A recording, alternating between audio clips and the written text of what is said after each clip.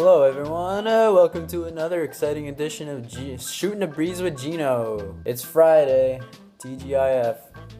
Your boy got a little haircut. Side view. Start with some questions from last week and then do some new questions this week. That sound good? Cool. First off, Maddie Brumsy asks, how excited are you all to be back in the lovely 518? That feels great. Hashtag stoked. It's nice to have some nice 518 chocolate milk again. Yeah, the chocolate milk over in Worcester isn't the best, but I dealt with it. As for Zach, he doesn't come back for another week or so. Tristan's been here. He goes to school here, so it's poor kid. Next, Eric Solorsino says, what led you guys to form a band together? A funny story, I was a emergency prom date for junior prom at this all-girls school, Holy Names, and I just said, what the heck, let's go to it. So I went to it, and there I met Zach. The first thing I ever said to Zach was, you want an Altoid? His breath reeked, and he said, yeah, and then like later on in the night, he ended up taking another one from me. We talked about music, and then later on, we didn't talk for like a month or so, and then he told me they were looking for a drummer for their band, so I came, auditioned. The rest is history from there. Also, I want to introduce a special guest to this week's episode of Gino's. This is Oreo.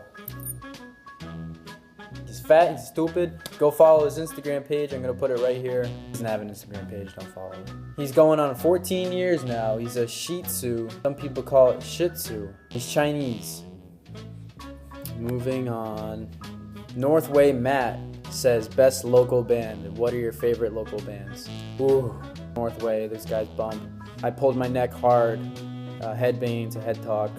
Good taste in life. Body Official, Lame, Scotchka, the Scotchka Boys. Perfect Score, New York. Those are my faves. Going back to a Maddie Brumsy question. Zach, why don't you love me anymore? That question, I'm not going to answer that. Who is the weirdest in the band? Oh, obviously me. I floss a lot. Things that you guys don't see behind the scenes at our rehearsals. You would never imagine. Okay. Carrie Donnelly asks a few questions. How did you guys settle on the name Backseat Bullets? We were like Rotten Orchard at first, and then we were the Blanks, and then we were the Blanks for like one gig, and that was it. What were we after that? Backseat Bullets, I just got a text from Zach saying they were the Backseat Bullets, and then at that point I was like, whatever, let's just be whatever band. Shut up! Any other band names you guys really want but the others wouldn't go for? I really like Senior Living and Radio Training. I also wanted to go with Nirvana too, but they said that was too wussy. Needed something nastier, so we went with the Backseat Bullets. What's the hardest part about running the band while being off at school? Probably the hardest part is not seeing each other's beautiful faces every single day. Not being able to rehearse and just missing everybody. We managed to come home and play shows, but not as much. That's probably the hardest thing, is just keeping our fans interested, putting out new material. What bands influence you? We got 5 Hours. Movements, they're starting to grow on me. Ever since I saw them at Brighton with Gleamer. Gleamer's another one. Gleamer, up there.